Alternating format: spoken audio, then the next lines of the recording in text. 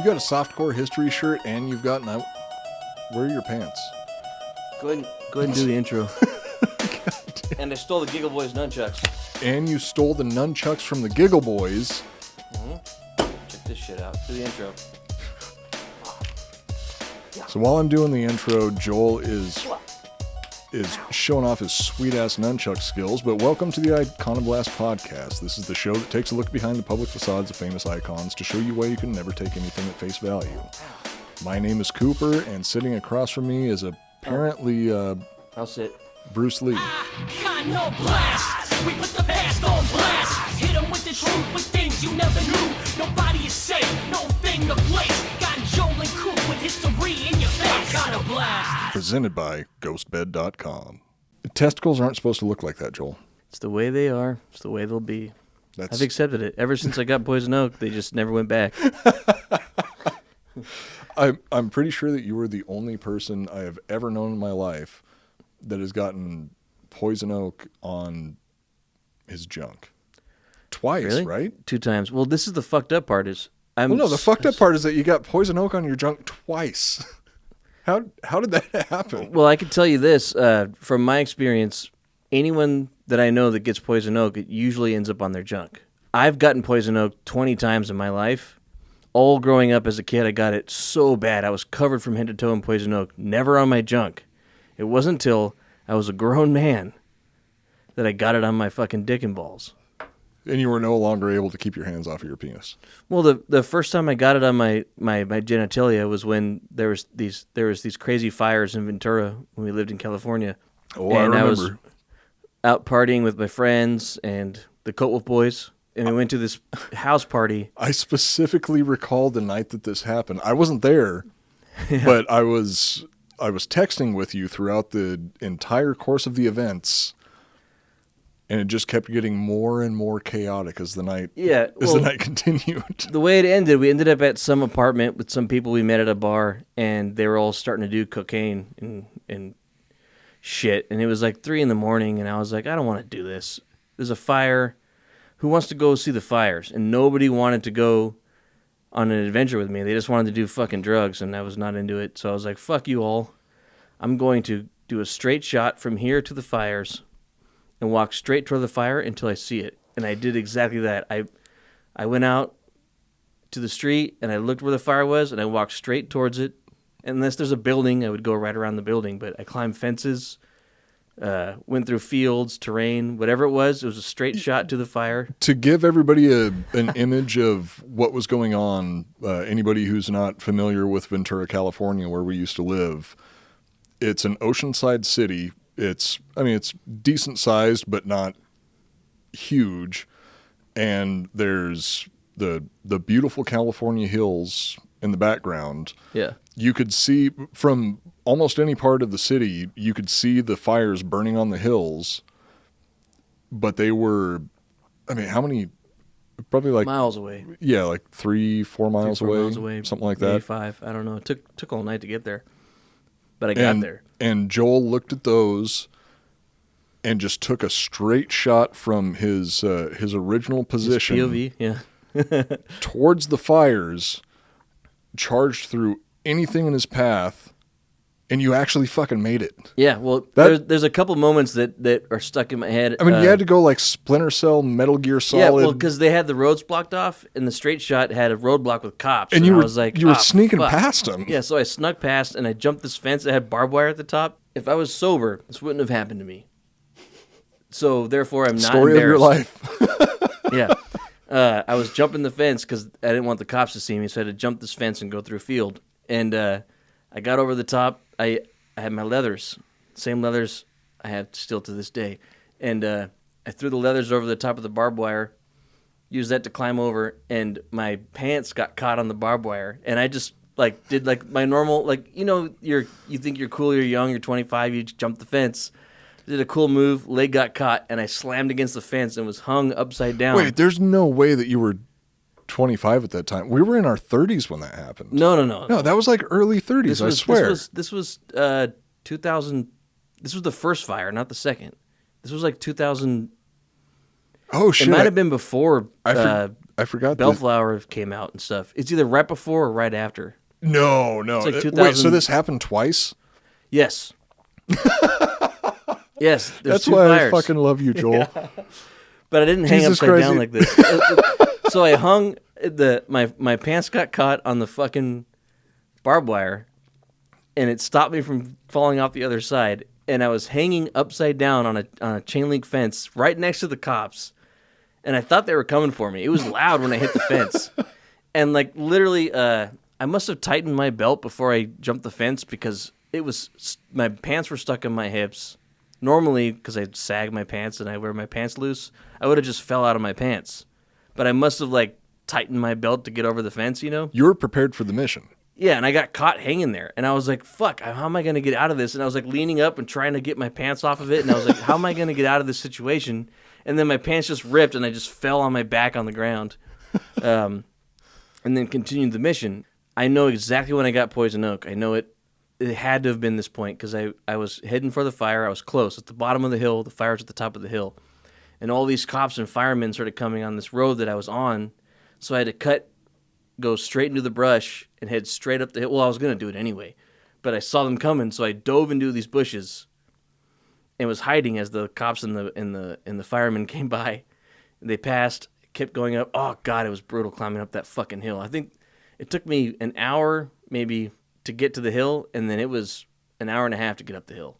It was just brutal. I was taking breaks, dying, so tired and drunk as fuck. And I had a flask, so I was just staying drunk, you know? Oh, God, to be young again, because it takes me an hour and a half to walk up a flight of stairs now.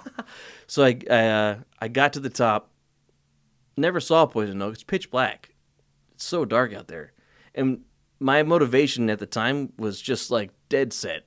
Because I was pissed at everybody. I'm like, these motherfuckers, there's a fire in town. We can go see the fire, and you'd rather just, like, snort cocaine with some fucking assholes we just met that suck. Who likes cocaine? I mean, seriously. It was annoying. And so I got to the top of the hill. It was the coolest thing. It was like a fucking movie scene, dude. I climbed over this little, just like a movie. Like, I got to the top, and then just right there, the entire field in front of me was on fucking fire. And the only thing I could think of was, like, I got to piss. And I know that's how I got, because I must have been covered in poison oak. You wanted to put that fire out. Well, no, it was probably 50 yards away. You could reach that. It was hot, though. I could feel the heat already from that far away. And I just pulled my dick out, grabbed it. I even, like, my balls kind of got caught on my underwear. So, like, you know, you, like, pinch the sack and pull the balls out. Just, like, fully let myself be free. Held my junk and peed, and it was the best pee I've ever had in my life. Then, long story short, hiked all the way back down. I actually I called a fellow Coatwolf member when I got to the bottom of the hill because I noticed I had a bunch of messages like, where the fuck did you go? I said, hey, I saw the fire. Can you pick me up? Friend picked me up. Went to a hotel, the hotel on the beach, and I didn't shower, didn't clean, slept on the floor in a hotel, and just laid in poison oak to the next day. And it was 2 days later when I was like, oh, my balls feel funny. Okay, now it's coming back to me because I remember the second time that you did pretty much the same thing because California catches on fire every fucking year. Yeah. The second time that you did the same thing, I was the one texting with you going like, dude, where the fuck are you? I'll drive out and pick you up. And you were just like, I'm good. You were just off in the fucking hills in the middle of this goddamn fire. You got to see it's so cool when you see it close up, dude. It's a different world. It's so big and it's so hot. You know, you could have just set something in the city on fire and seen the. I mean, you probably would have seen something a little bit more exciting if you set nothing more exciting than that, downtown Ventura on fire. Oh, we saw that on the big fire. I didn't have to chase those fires. They came to us and kicked us out of our house. Oh yeah, that's when we had to Evac, all run off to Clayton's house. Yeah. Just my balls swelled up, and I didn't go to the doctor. One of the other times I got it, it was so bad that it bent. Imagine a penis. It's straight. I always do. And then imagine an L shape. Now we're talking. Halfway through, it completely, from vertical to horizontal, it turned into an L shape and swelled up like a blimp. And so it finally looked normal. It hurt so bad. Well, the hurting I part showed my isn't dad normal. my penis and my balls. My balls were the size of mangoes, and my penis was an L shape that was swollen. This was yesterday. No, but it's the only time I've showed my dad my penis, and I was like, "Dad, this is embarrassing, but Wink, will you wink. look at this?" And I just like pulled my pants halfway out, and he looked down. He didn't want to look too, and he was like, "Oh fuck, we're going to the hospital right now." And he took me to the hospital, and I got a steroid shot and some other shot. I would imagine your dad would have looked at it and been like, "Yeah, that's a That's how banner mine penis. You finally reached maturity." Yeah. Anyway, poison oak sucks. So that It's was the only thing I'm allergic to. That was the story of how Joel got poison oak on his penis, not once, but twice. I wanted to take a moment at the beginning of this episode. We're getting back into the story of Vercingetorix. Like we mentioned in the last episode, we're going to be talking about The big probably my favorite battle in history. Besides the Battle of Clondathu. Besides the Battle of Clondathu, but that hasn't happened yet. That happens like 100 years in the future or something like that. 50,000 years in the future. I don't think it's that far. That's more like Dune. But anyway, like we said in the last episode, it's a little weird mentioning people's names, which is funny because I'm about to mention a whole bunch of names. Only first names or screen names, and Okay. I got permission from a lot of them. But I do want to say to the person who gave me the dog training advice, I plan on taking you up on that, and I appreciate it. Nice. Hopefully I can afford it. We kind of do it on a fairly regular basis. We show some appreciation to our listeners because we would not be doing this if it wasn't Nobody for was all the listening. people. This would be dead already. Yeah. I mean, we wouldn't have anywhere to live Yeah, if I'd it be wasn't for moving back people home. appreciating the show. So we want to show some appreciation in return. We kind of had to go by memory of the names that we remembered. So We might have missed a couple. We might have missed a couple, but that does not mean that we're not thinking about you. It's just It means that we were drunk when we made the list. yeah. Yeah. So first off, this one is from, I'm just going to give the first name. The first name was Brandon. And he said that he wanted me to read this, which is a quote by George Orwell. Okay. So long as human beings stay human, death and life are the same. So that was a quote that Brandon wanted me to read. This next one is from Scotty. And also this, I have a feeling that this is a poem that he wrote, and it's pretty fucking awesome. So Scotty says, whoop-de-doo. Sometimes my dick stinks. How's about you? Sincerely yours, Scotty the Honorable Dirtbag. And I would say that it's Scotty the most honorable of dirtbags. So who ghost there? Bill Schofield, long-time supporter. Good old Bill. Kayla, Jared, David, Snatchface Mahoney. Gotten 3 pieces of fan art from him now, which is fucking awesome. Womb Raider, which besides Snatchface Mahoney, that Snatchface Mahoney and Womb Raider have got to be the best screen names I've ever fucking heard. Those are good. And Gigi, don't forget Gigi. And Gigi is She's on the list. Okay. Gigi's on the list. She was the first one to give us a gift. First one to give us a gift, and the bottle of whiskey with the horse on it. And the first ever email and the letter that we ever got from a listener. And Ruben Schneider, major, never missed an episode. Even if he shows up for a minute. I don't think he misses an episode of anything. And also, Ruben has the best voice I have ever heard. Great voice, and his eye is on the Iconodong at all times. Yeah. If it's not there, we're in trouble. He's always looking out for the eye. That's why I make a point of making sure that you can see it right there over my left shoulder, that the Iconodong is always in the frame. And we got Davey, High and Angry, which is also a pretty good screen name. Rosie Thorne. Free the Rose. Free the Rose. Poor girl is under an insane lockdown in Australia right now, which that's why we say hashtag Free the Rose, because we got to get her the fuck out of there. Yep. Space Cowboy. Space Cowboy. Who's going to be paying a visit He's going to be paying a visit to us soon. High as fuck all the time. Yep, and he's going to get me high as fuck once he gets out here, which I'm Nice. really looking forward to. And Nicholas Wyatt. Mm-hmm. Wyatt. I don't want to say his last name just to keep things Good old Wyatt. secretive, but Wyatt, we always appreciate you showing up. Carlos is a new one. Carlos, the teacher. Yes, which I can't believe that we have 2 teachers. There's at least two. Two at in the least chat, 2. probably more listening. I messaged one of them before we started recording the show, and the other teacher asked me not to mention them by name. Okay. But you know who you are, and thank you. We got Ryan, Cousin Eddie, another good name. Gigi, of course. That Drunk Mexican, which is also a fucking great screen name. Caleb, LJ, who we just did a was bedtime the story. author of our last week bedtime ago. story Yeah. episode. Dobberdew.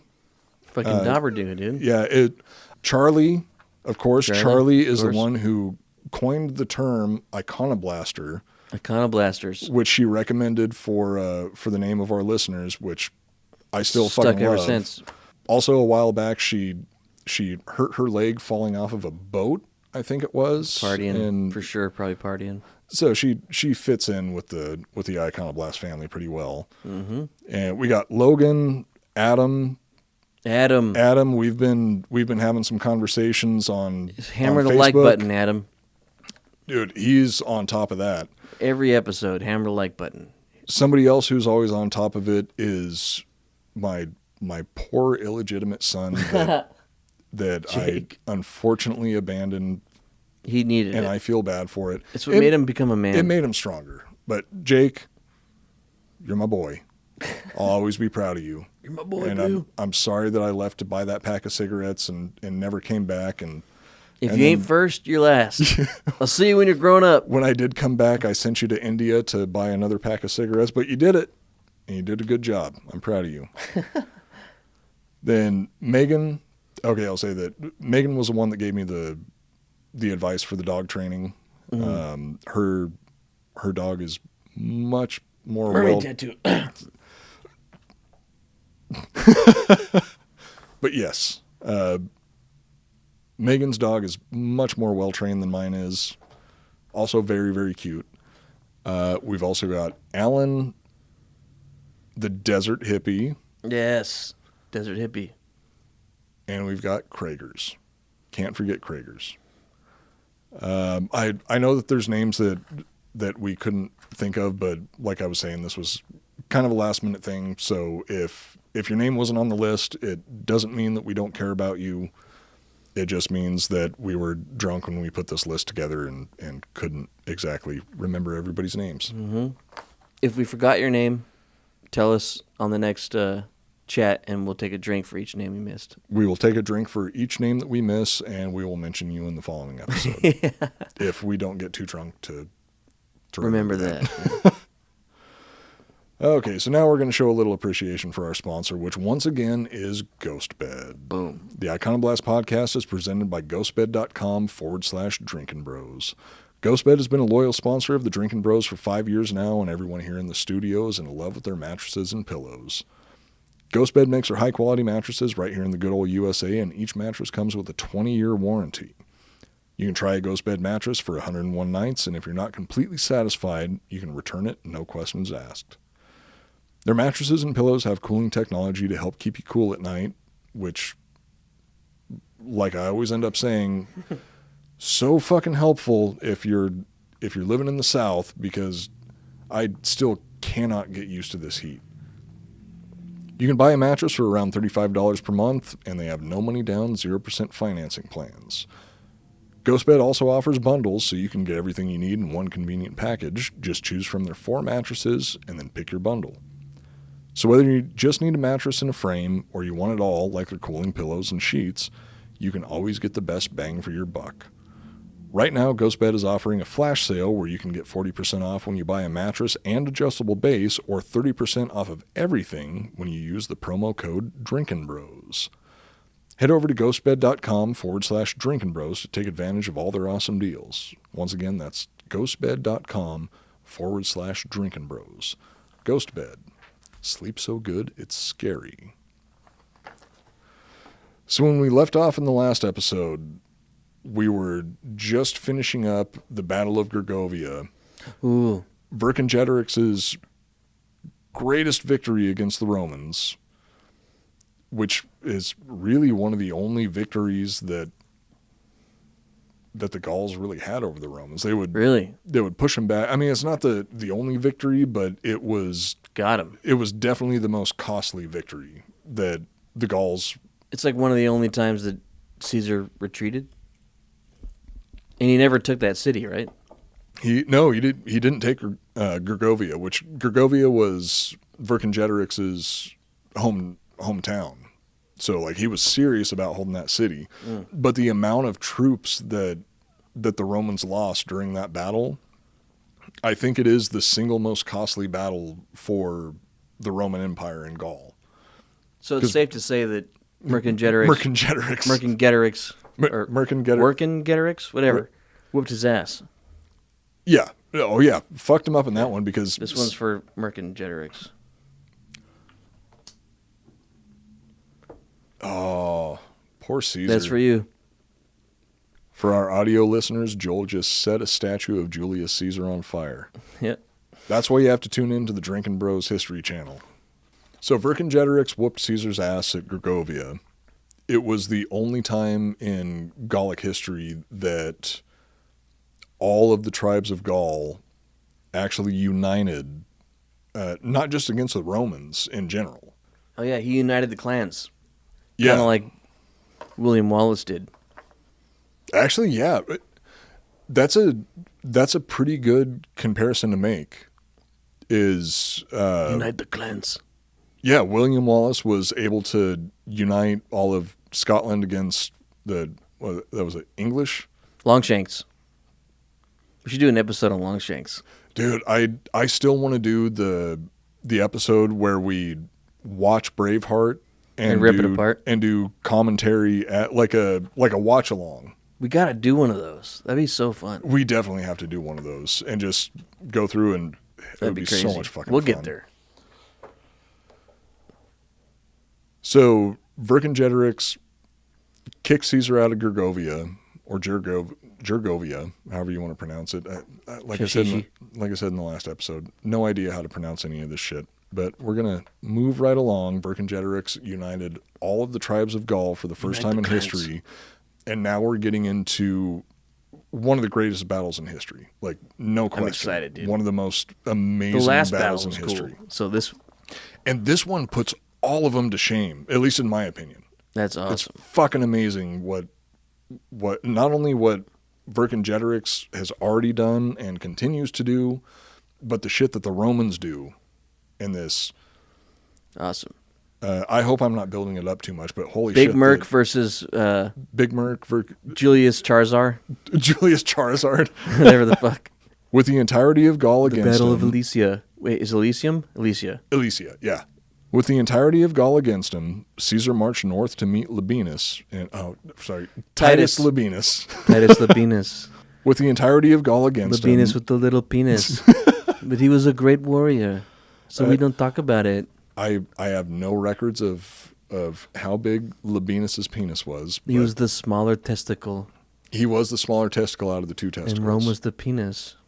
With the entirety of Gaul against him, Caesar marched north to meet Titus Labienus and reinforce his army. After he regrouped with Titus Labienus, Caesar sent messengers west to the Germanic tribes requesting all the cavalry they could spare. And those are the guys from Gladiator.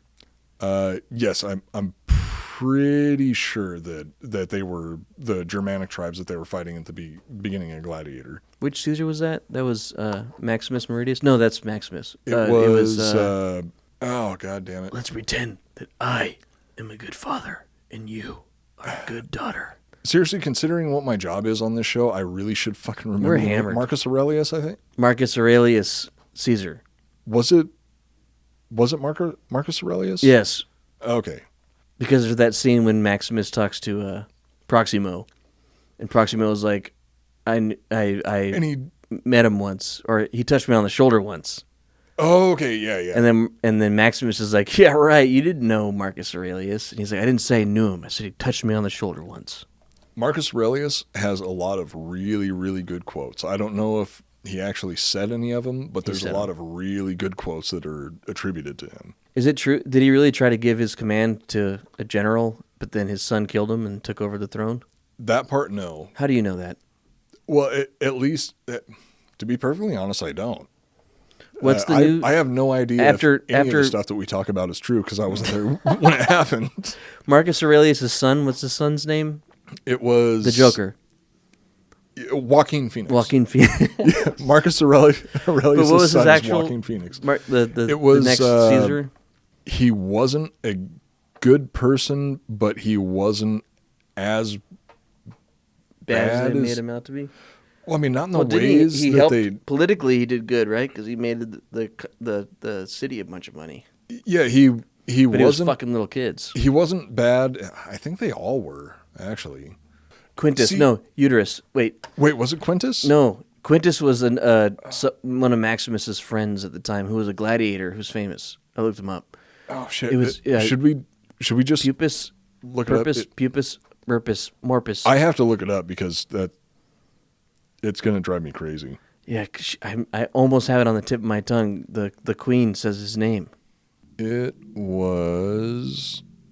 Say the first letter. Don't tell me. Okay. Starts with a C. Quintus. Nope. Q-tip. Cactus. Cookie. Monster. Carol. He may have sold quite a few catfish commodities. Commodus. There you go. God damn it, Commodus. I was way off. All the names that I was thinking of were way off. Cupid. Because I thought it was like Quintus or something like that. Yeah, well, that's Commodus, Quintus. That's close. Same close beginners. Enough. C and Q are right next to each other in the alphabet. The part of Roman history that I'm most familiar with is all way before that. This is 100 years later. Yeah, during the time that I remember when Commodus is a couple hundred years after Caesar died.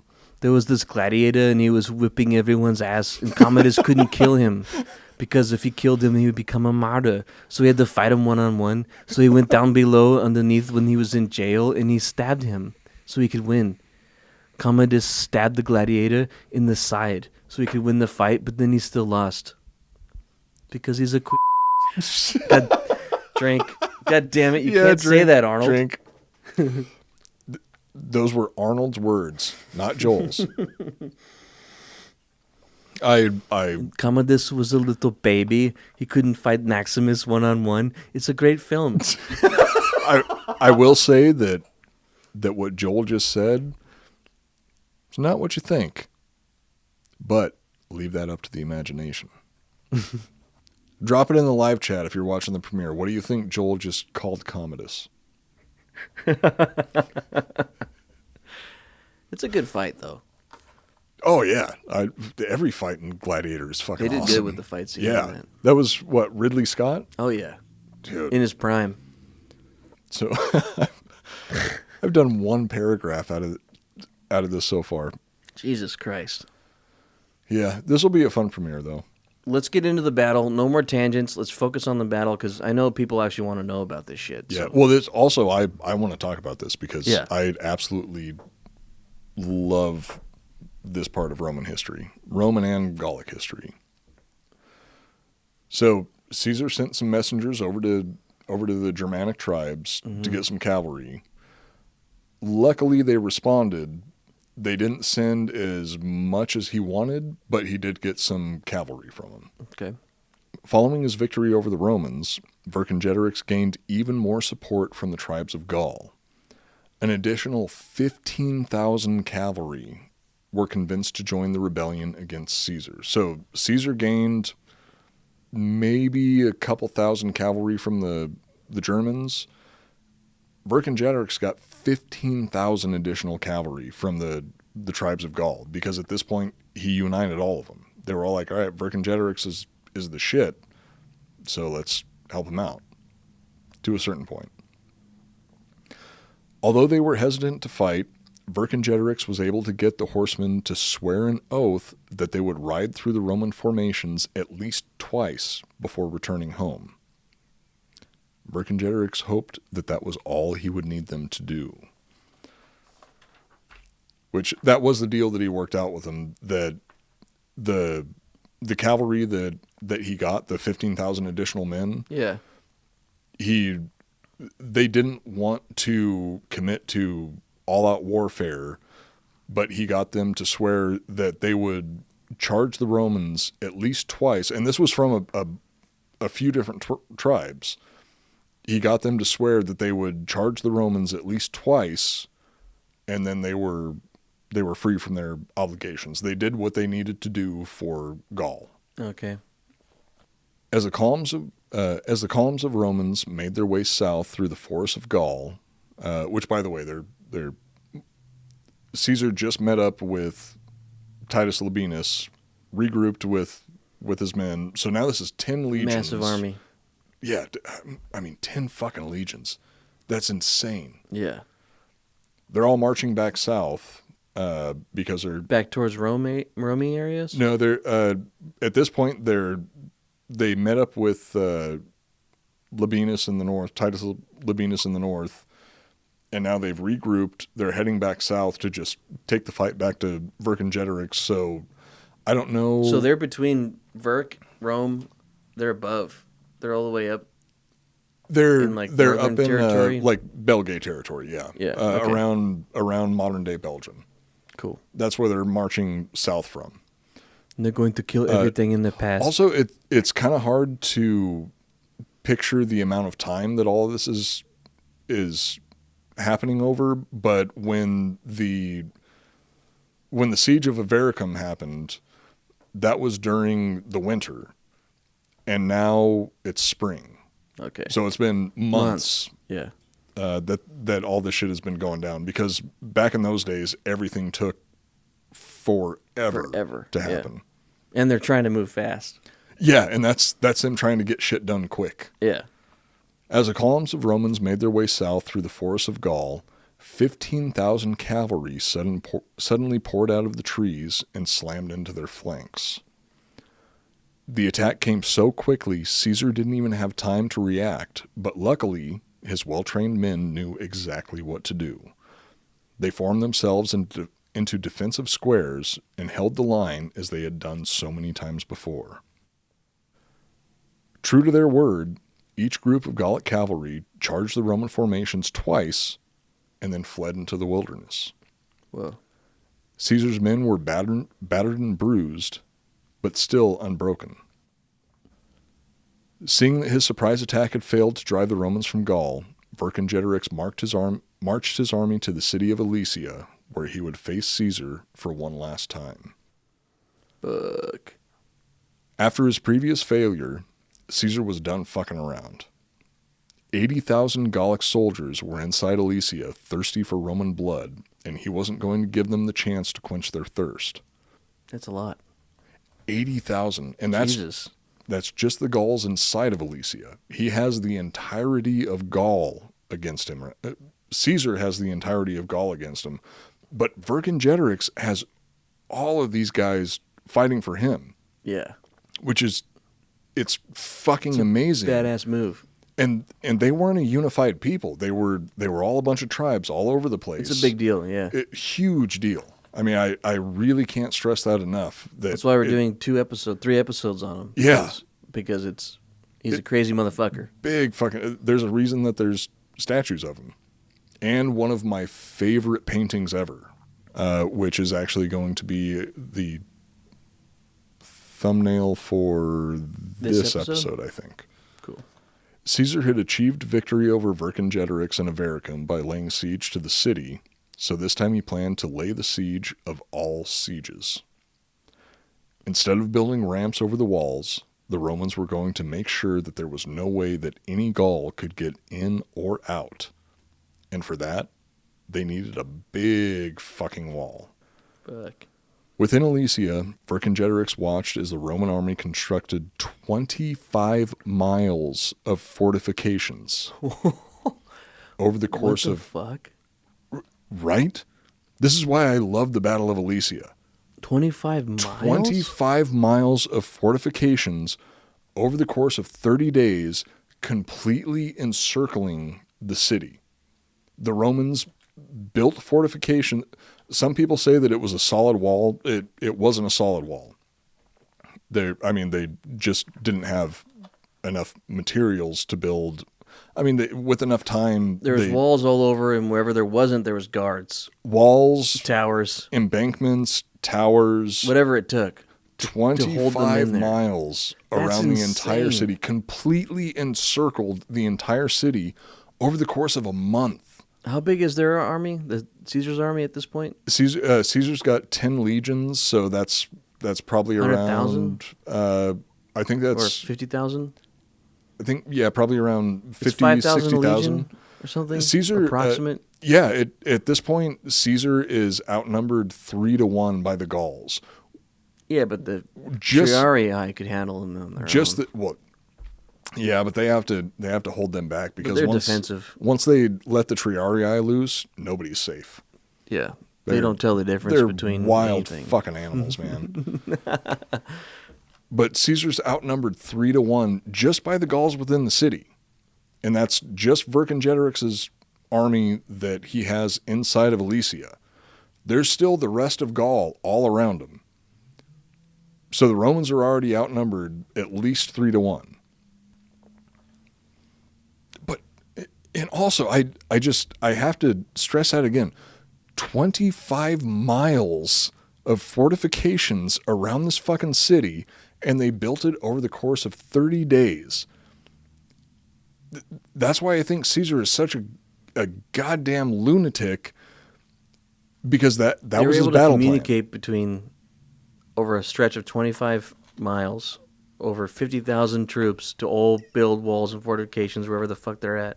Yeah. In a month. That's fucking And cool. Caesar didn't even have enough men to effectively defend all 25 miles of the fortifications. Right. So he's got everything all spread out, but he's just a fucking lunatic. Caesar is a goddamn lunatic. But they have the communication, so if anything approaches, it's all spread out, but whenever there's something here, they'll group up on that, group up on this, and go right exactly back to where they were. They have their shit figured out. Yeah, it's similar to some of insane. the earlier battles that we've talked about, where that's what they would do is they would have enough scouts spread out. Second something's happening, they're running and telling everybody. Yeah, rushes in to fill the gaps. That's G shit, dude. Dude, see, that's why I absolutely love this part of history, is because it's just, to me, it's unimaginable. I can't picture what this actually looked like in real life and how it would play out. It was obviously a lot slower than we would currently picture it, because we're used to things happening a lot faster than they used to. But still, coordinating that many people to do this shit, without any sort of that's that Roman machines, G cars. Shit. Yeah. Oddly, as the Romans built the walls, the Gallic leader did nothing to stop them. He simply waited and watched as they were encircled. Unbeknownst to Caesar, he was falling into a trap Vercingetorix had set for him. Ooh. All across Gaul, messengers had been sent calling on every man willing to stand up to the tyranny of the Romans. And as Caesar and his legions focused on giving Alesia the cask of Amontillado treatment, thousands of Gallic warriors were marching to aid the besieged city, ready to descend on the Romans in a flurry of blood and steel. They're going to get flanked. Yep. Damn. All Vercingetorix had to do was hold out until they arrived, and the Romans would be driven from their home once and for all. Vercingetorix was confident in his plan, but he hadn't accounted for the ingenuity of the Romans and Caesar's insane drive to win. When Caesar caught wind of the approaching reinforcements, he ordered his troops to make an unexpected move that is still considered one of the greatest examples of siege warfare to this very day. After already building 25 miles of fortifications around the city of Alesia, Caesar instructed his men to build a second wall, completely encircling his army and defending them from the rear. Now 2 walls surrounded the city, keeping 25 miles? The second wall would be even bigger, probably like 30, More like 30 miles. 30, 40 miles of circumference of walls. Using basic algebra and geometry, you could see that with the extended version of the distance, it would be around 30 miles. I'm glad that you're good at math because there's no way that I could fucking figure those numbers out. So now there's 2 walls surrounding the city, keeping the defenders in and their reinforcements out. He built 1 wall around this fucking city, and then when he found out people were going to be attacking him from the rear, he just built another fucking wall around the city to watch their backs. That's, at this point in history, this is absolutely unheard of. Like, there is nobody else at this point who has ever done anything like that. And I dare say that to this day, there's nobody who has done anything like that. Using just manpower, they were able to build 2 layers of fortifications around the city. And now Caesar's not just outnumbered 3-1, he's outnumbered like 8-1. That's crazy. With this reinforcing army coming in. I cannot believe that Vercingetorix isn't more famous than Caesar is, because he was fielding so many more troops than Caesar was. It's because he didn't win. Spoiler alert. But yeah, there's a reason that we're talking. You're right. There's a reason that we're talking about Caesar and talking more about Caesar than Vercingetorix these days. The Romans were now fighting on 2 fronts, and the Gauls in the city were completely trapped. Not long after the Romans completed their double line of walls around Alesia, the Gallic reinforcements arrived, and the new army, consisting of tens of thousands of Gauls, soon began assaulting the walls. The Gauls outside the Roman fortifications sent their highly skilled cavalry to attack Caesar's men, but the Germanic horsemen rode out to face them. When the German cavalry were able to push the Gauls back, they would retreat behind their main army and meet the Germans with a hail of arrows. So the German cavalry would push them back, and then arrows would come, so the Germans would run away. They'd get fucked up. Exactly. Yeah. The battle continued this way throughout the first day until the Roman and Germanic cavalry finally gained the upper hand and charged into the Gallic archers, easily slaughtering all of them. So there was a mixture of German and Roman cavalry. They finally pushed the Gallic cavalry back enough that they were able to get to the Gallic archers, and then just fucked them up bad, which really... The archers would fuck up the Germans? The archers were fucking up the Germans first, but once they got to Germans the archers, got to them, they were done. And I think that was probably the first major turning point of the battle, is when they were able to take out those archers. And this is all just on the first fucking day. That's crazy. And this happened over the course. Once they spent after a month, 2 months, 2 months building walls. Yeah, this is the battle goes down in a couple days. Yeah, it really does just blow my fucking mind how this shit played out. They would put all of this effort into building up to the battle, and the battle goes down. Yeah, I cannot accurately picture how this shit played out, because I don't think anybody can even imagine how this really looked. Yeah. And it's just the communication's so slow that it's all going down in the areas, and the guy 30 miles, if it happened at the 10-mile mark, the guy 20 miles away is just waiting, no clue it's going down, until probably 2 days later. Dude, 25 miles on a horse, so like 4 hours later. Yeah, and like there could be shit going down on the other side of the... How fast does a horse run? 30 miles an hour? A human can run at full speed like 18. So I know that we So have... a horse is probably like 30. We've so got... it would take an hour or 2 hours for a message to get from one side to the other. We've got 2 horse enthusiasts in the... So they'll tell us. I'm sure that they're in the premiere right now. So And they're telling me to fuck off. Yeah. well, no, I'm Tell sure me that, I'm right because I know everything. Well, no, I'm sure they're telling us the actual, accurate speed of a horse. Well, a cheetah can once go again, like fucking 80. I think maybe a horse can their get top up to, like, speed is 50. like 65 or 70 for a cheetah. A horse has to be able to run at least as fast as a T-Rex, which we know T-Rex. John Hammond clocked the T-Rex at 35 miles an hour. 55. Was it 35? I thought it was 35. Oh. Okay, so our dinosaur experts in the Let's premiere. export some dinosaurs over to Skull Island to fight fucking King Kong. I think it was 35 miles an hour. To be perfectly All right, honest, so if they had a nobody T-Rex, fucking they could knows. get across the from one side to the other in an hour. Yeah. That's a good you way to have a measure it, T-Rex? actually. We have a T-Rex. It would take an hour for a T-Rex to get from one side to the other. That's insane. They're huge. That would have helped not only the Gauls but the Romans a whole hell of a lot. I mean, depending on whose side the T-Rex was on. But we all know. I just imagine Tyrannosaurus Julius Rex Caesar. has We have a T-Rex.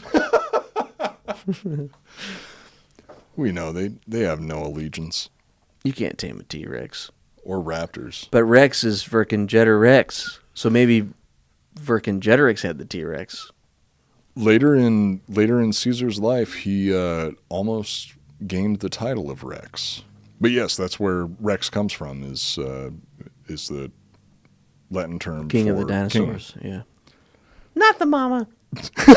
Holy shit! I'm the baby. I miss dinosaurs. That was such a good show. I You remember got nuked, dude. I remember watching the premiere of that show with my family when I was a kid. I like the garbage disposal. Is my favorite. Oh, which one was garbage disposal? The garbage disposal would get clogged sometimes, and they'd open it, and it was just a dinosaur that was eating all the food, and it had like a weird long trunk. Wait a second. Now that I'm thinking about it, is that just a ripoff of the Flintstones without humans in it? Yes, but better. Ah, fuck. I can't believe I didn't think about that until now. But it's live action, and they're all in puppet suits. It's fucking awesome. Those suits were really good, though. Yeah, they're I love practical it's effects. fucking weird. That show was weird. And it ended Real with fucking weird. with the meteor crashing. That was It ended with all of the they characters just fucking getting killed. dying. That's so crazy. That's insane. There's God bless them. seriously, TV's not the same as it used to be. I think that's why I really don't give a shit about cable anymore. And Invincible was good. Oh, We're not getting into it. We've been going on too many tangents. Yeah, We're still but in the middle of the battle. But if you watch it's just called Invincible. right? Invincible on Amazon, Yeah, Amazon good, Prime. Good show. It's a cartoon, but it's super gory and awesome. If you can make it through the first episode, Holy shit! Yeah, it's worth it. Once you get to the end of the first episode, the rest of it You're is like, just holy smooth shit, sailing. so gory. Yeah, and awesome. I'm really glad that you liked it, though. I didn't know if you were going to like it or not, but Dude, what's his name? His dad? Omni-Man. Omni-Man is one of my new favorite superheroes. I think he's my favorite character out of the entire fucking series. I think he's one of my all-time favorites now. He's so fucking cool. And And scary. what's the guy's name? But we're not going to give anything away, and we can't go here right now. J.K. Simmons. J.K. Simmons does the voice, and he fucking kills it. I'm seeing memes once in a while now with stills from that show, so it's Because popular. it's a damn good show. I really can't recommend Invincible enough. It's good. It's fucking awesome. The battle continued. So, as I was saying, the Gauls would charge the lines with their cavalry. The Germanic cavalry would come out and fight them back.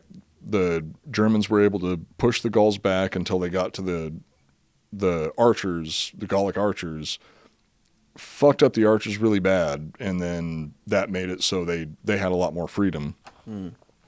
The following day, Vercingetorix launched a concentrated attack on both sides of the Roman defenses. Sick. The Roman lines would have crumbled were it not for a young upstart named Mark Antony. The singer? I think the namesake for the singer, or he might be older than I thought he was. This name may be familiar to some, as Mark Antony would later on go to bang Cleopatra like a screen door, after Caesar did it first. Sloppy seconds. Yep. He did end up Damaged goods. marrying Cleopatra, which, I mean, yeah, Caesar... She was still banging Caesar got on there. the side, Oh, dude, I bet she was still so hot. Everybody wanted Cleopatra back then. That's crazy. Yeah. We have to do an She's- episode or two on her. That's going to be I don't know how soon we can get back into this Yeah. part of history, but Cleopatra We're going to use is... Cleopatra to continue the Julius Caesar story. Yeah, Cleopatra is going to be the next said basis for the story of Julius Caesar, because that is like where it progresses to from here. Yeah. But also Cleopatra, it might be more interesting than Caesar. She was a fucking boss. Yeah. She was so fucking charming she's more popular and than Julius charismatic Caesar. and manipulative. She was a fucking mastermind. In a way, because everyone got named Caesar after Caesar, Cleopatra's more famous, I think. Because now all the Caesars are connected, so it's this big entity, but you know it was a bunch of Caesars. Yeah. Cleopatra was one lady that lived for 50 years. Yeah. And You remember pretty much everybody else from her lineage as Ptolemy, because every fucking male in that family was named Ptolemy. There was like fucking 20 Ptolemies. yeah, because fuck them. But there's one Cleopatra, and if you say Ptolemy, you're like, okay, well, you're talking about Ptolemy the first, second, third, fourth, Blah, fifth. blah. You say Cleopatra, people know exactly who you're talking about. Yeah. And Cleopatra was able to not just wrap Caesar around her finger. Around her pussy lips. Yeah. Whatever you want to call it. Whatever you Finger, want to call it. pussy I mean, lips, to be butthole, butt inclusive, cheeks. whatever. She rocked Caesar's world for sure.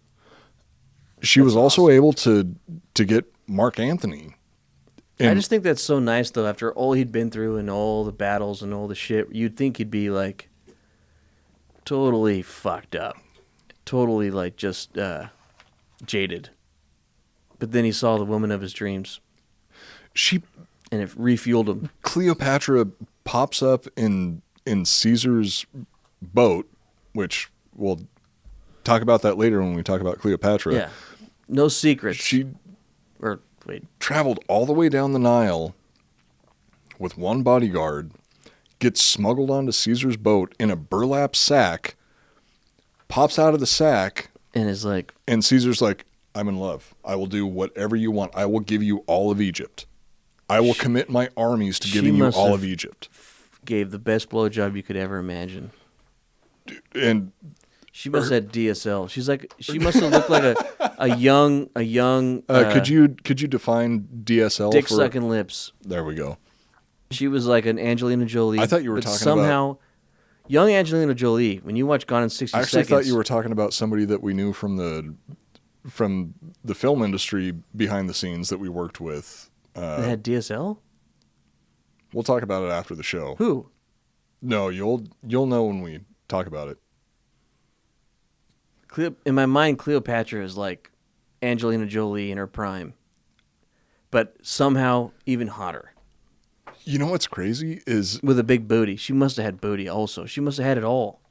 She well, must have had it all. dude. Something that To trick Caesar? Shit. I think she might have just been charming, and something that I mean, she was in love with him. We'll get into that later. I don't think that she was actually in love with him. We're not going there yet until we do an episode on her. She deserves her own series. Cleopatra for sure deserves her own series, and Yeah. she's going to get her own series because she was seriously DSL. fucking amazing. Outside of that, okay, again, I won't. That's her whole thing. She was so fucking hot and so seductive. She used it to fucking win. Was she though? Was it her looks, or was she just Both. so fucking smart? Both. We'll save that for the. I've got some details on that, and we'll save that for the episodes about Cleopatra later. You may be surprised. After days of fighting, the battle devolved into chaotic combat along the entire perimeter of the city.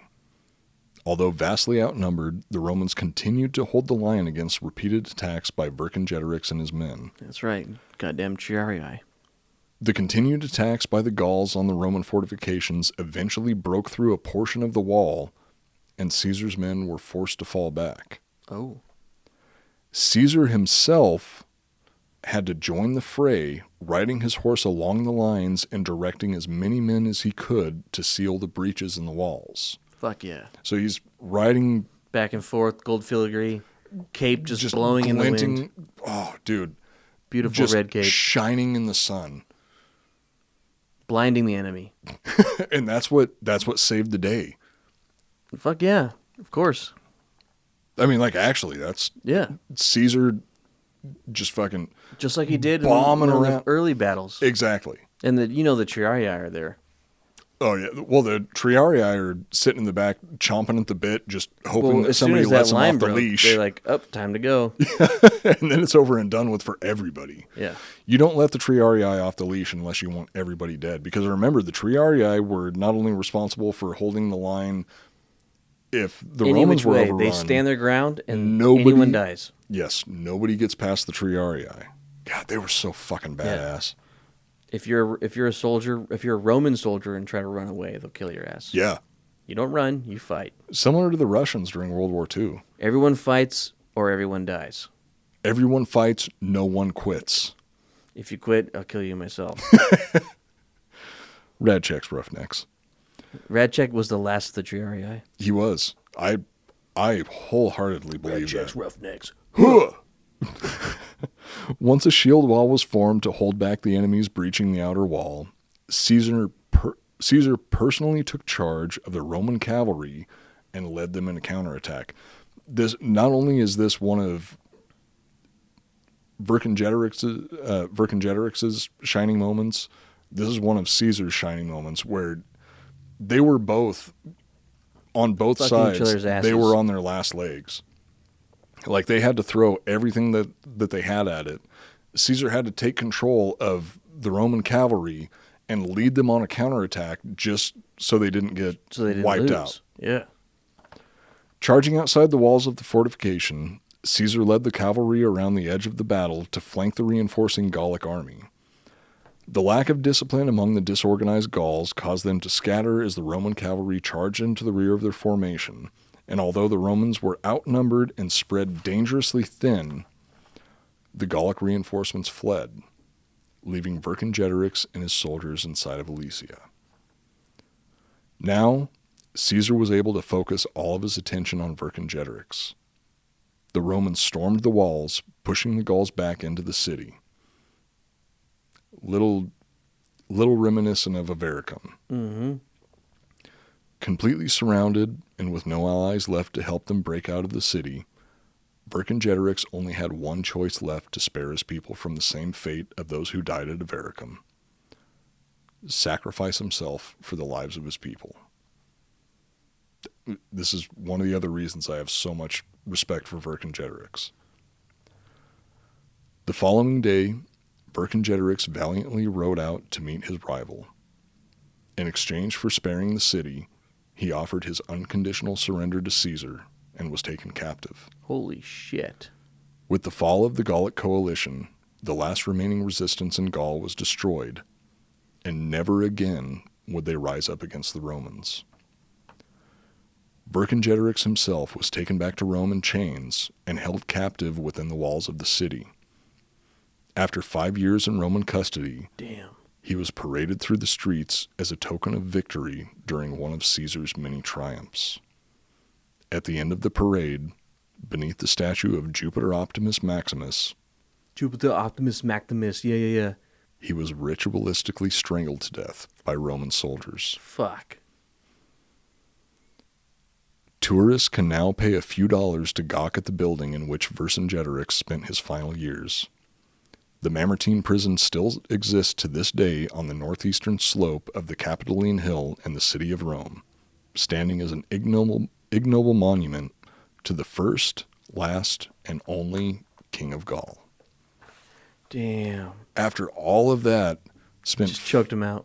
Damn. After 5 years. It's fucked up, right? Did they Did they talk to each other and shit while he was in jail? Was Julius like, "What's up, dude"? I'm sure that they. Well, What was his jail life like? Were they nice to him? Or were they fucking super mean? the Mamertine prison is a surprisingly small building. You can actually look it up on Wikipedia, and if you search Mamertine prison, I'll spell it out for anybody that wants to look it up on Wikipedia. It's spelled Mamertine, Mamertine prison. It still exists to this very day. We got to go there. I want to go there so fucking bad. You have no idea. Dude, we should go. And You got to get vaccinated. You can find pictures of it online, and it's not a big building.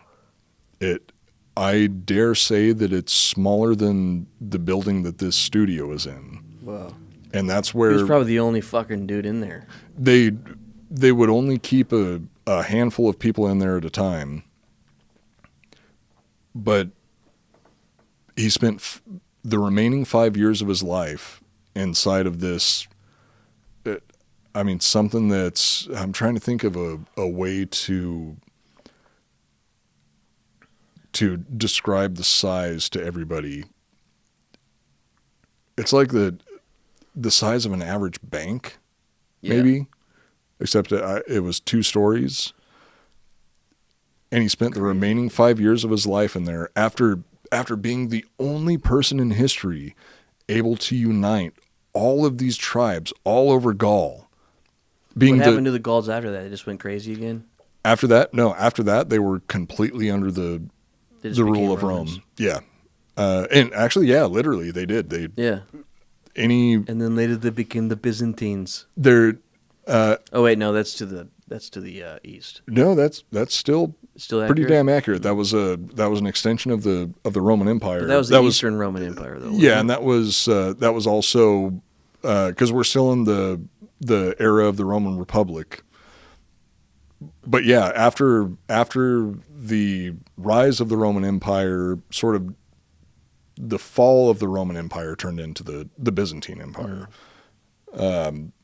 A lot more complicated than that, but we've been going for a while now already, and that's also saving material for future episodes. Exactly. It really is an insanely amazing accomplishment that Vercingetorix was able to achieve. He did good, but he still lost.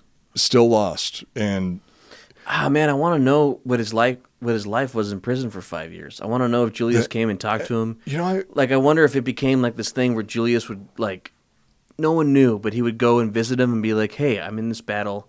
This is what I would do if it was you. What would you do if you were me?" And they kind of have this weird relationship that no one knows, almost like he becomes a mentor for Caesar. Holy shit! Vice versa, or some sort of shit like that. I would right? fucking watch that movie in a second. But you know that I want to look into that because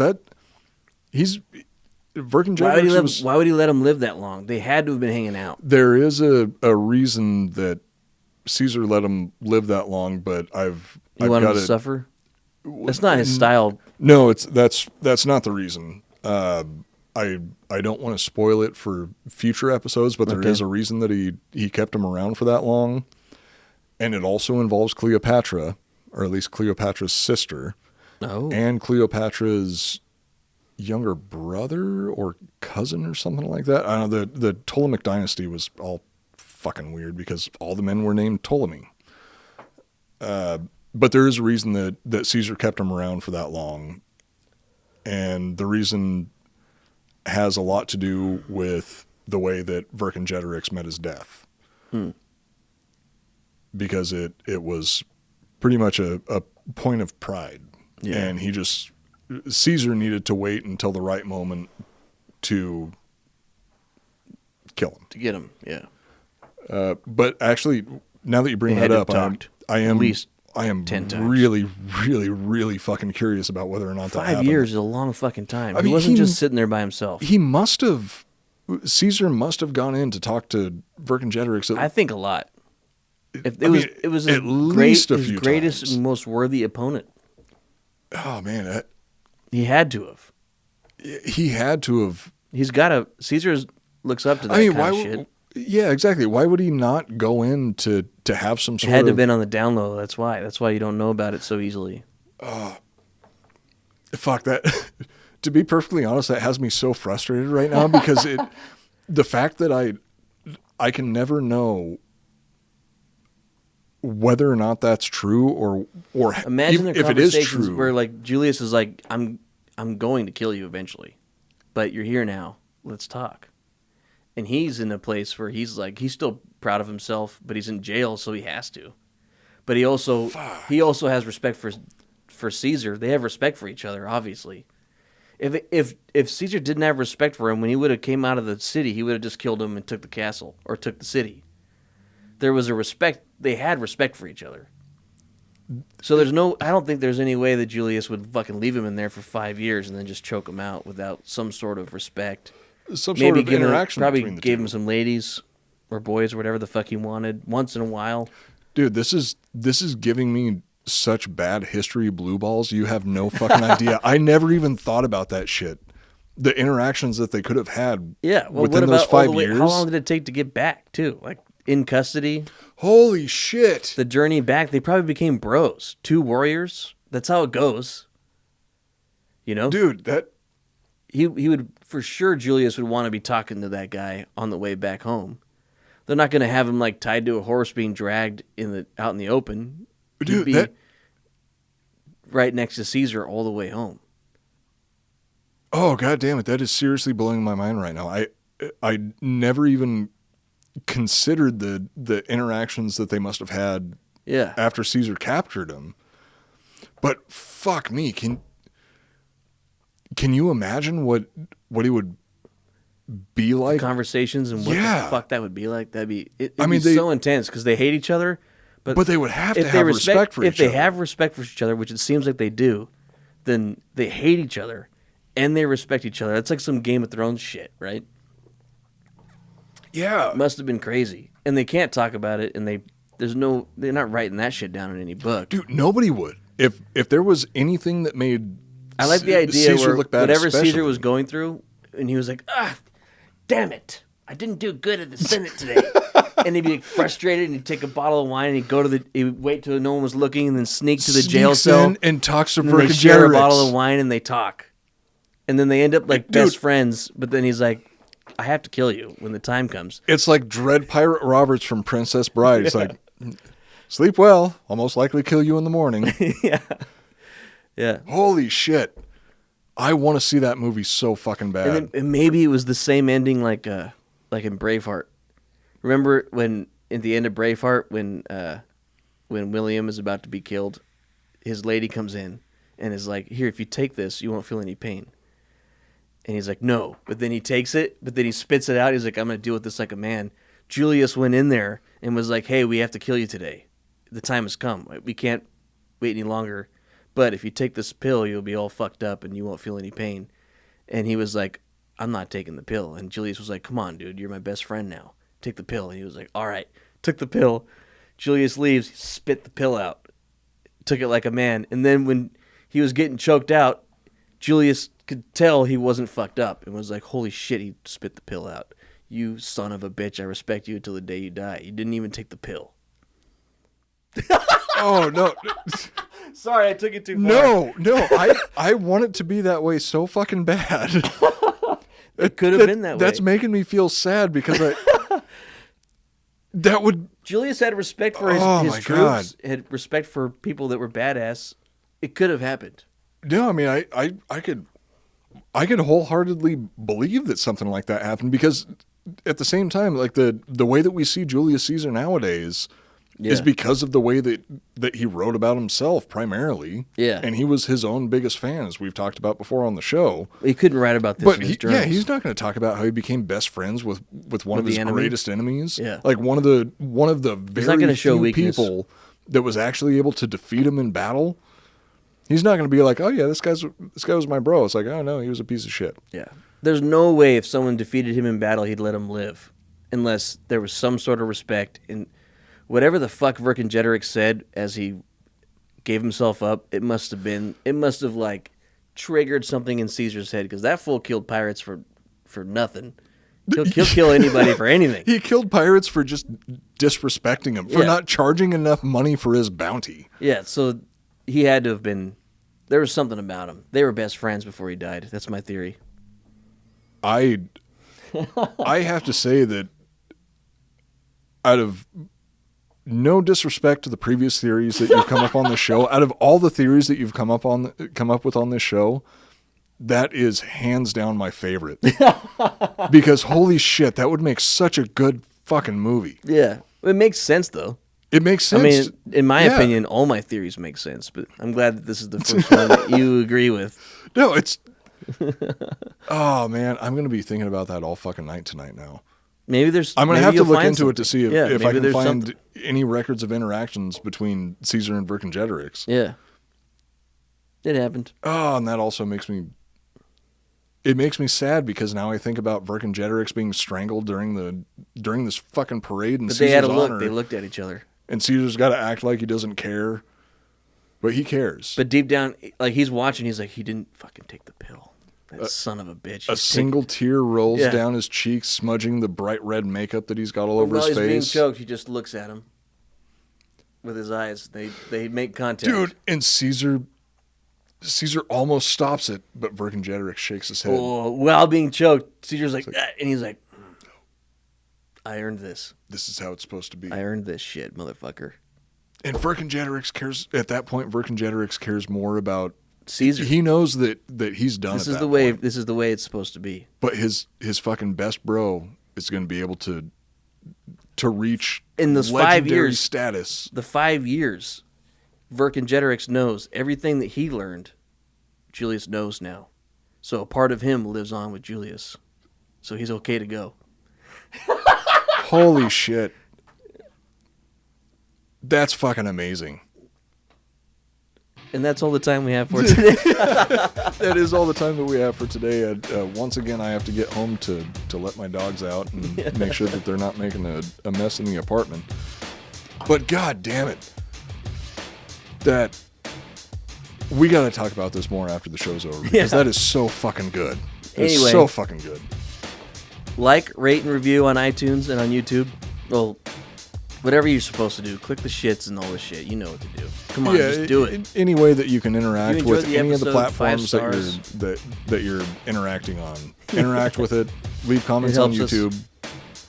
And yeah, it does help the show out a lot. You can follow us on Instagram at Iconoblast Podcast for the whole Yeah, podcast. we post everything on there. We post the reviews. We post fan art. We post what the next topics are going to be, clips from episodes, all that shit. It's a cool gram. And we also make a point of interacting with anybody that messages us on Yeah. Instagram, YouTube, email. You can email us at I'm pretty sure so far we've responded to every. gmail.com. Yeah, sorry, didn't mean to step on you, but we respond to every message. So far, we've been able to. At some point, there'll be too many, but as of right now, I think we can say we've responded to every message. Yeah, I actually spent the all of this morning going back and making sure that all of the emails that we received. Yeah, I went Got- through the. got I go through the replies. Iconoblast Instagram. I check the primary and general things, and I look through them and see, make sure, and we do the best we can. Yeah, we really do the best that we can to respond to everybody because we That's what it's all really- about, man. Yeah, and you guys have been giving us a bunch of awesome topics, and we got to start doing some of the fan topic choices soon. And we've even gotten some episode outlines from listeners, which Sweet. We gotta do those. It's just Fucking fucking awesome. You can follow Joel at Joel R. Benner on Instagram. He posts way more than I do. If you want to follow me, you can follow me at Coop Nukem. I very rarely post things, but sometimes I'll post stupid history memes in my story. And that's it for this episode of the Iconoblast Podcast. Join us again next week where we cover a topic that we haven't decided on yet. Yeah. Maybe it'll be what's her name? Cleopatra? No, the unibrow.